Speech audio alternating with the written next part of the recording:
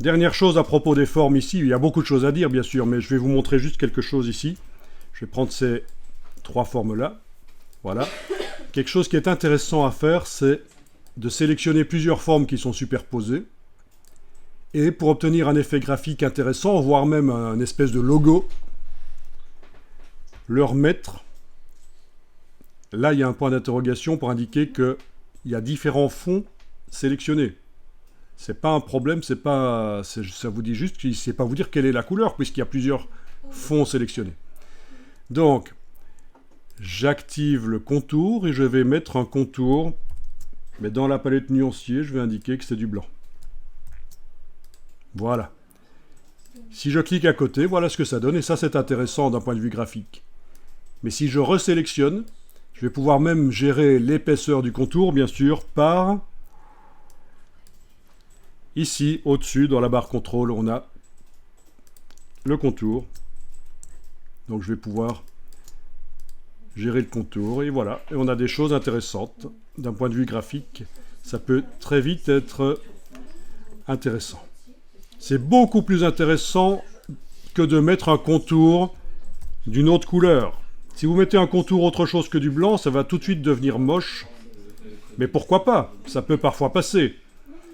Mais en tout cas, le fait de mettre du blanc, ça fait un effet graphique intéressant. Et après, on gère l'empilement, objet, disposition, premier plan, objet, disposition, premier plan, etc. Vous avez des logos qui ressemblent à ça. De plus en plus, on voit des logos, moi j'aime pas trop, des logos géométriques, des logos simples, on se demande ce que ça représente. Mais de plus en plus, on a ce genre de choses. Et alors, avec la touche Alt, je peux déplacer l'objet et aller modifier les couleurs de fond.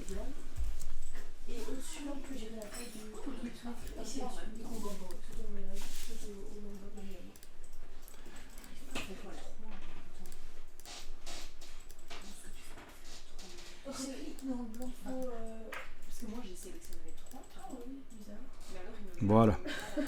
Après, vous décidez ce que vous faites. Alors moi, quand je sélectionnais 3, je ne sais pas faire le contour. Le contour pour les 3 en même temps. Attention, quand on sélectionne les formes, si on veut modifier... Waouh, là j'ai fait une bêtise. Ah, non. Il faudrait peut-être que je verrouille ce truc, tiens, parce que... Mais bon, c'est pas grave, je vais y aller par le bas pour les sélectionner.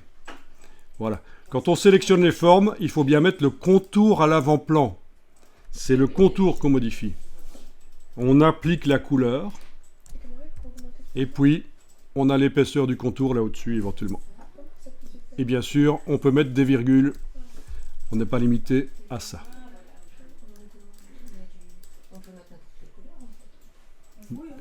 De contour, mais je vous ai dit que ça donne moche, attention, hein, pour que ça ait l'air sympa et graphiquement correct. Généralement, on espace artificiellement les formes les unes des autres avec la couleur du papier, en fait, du blanc.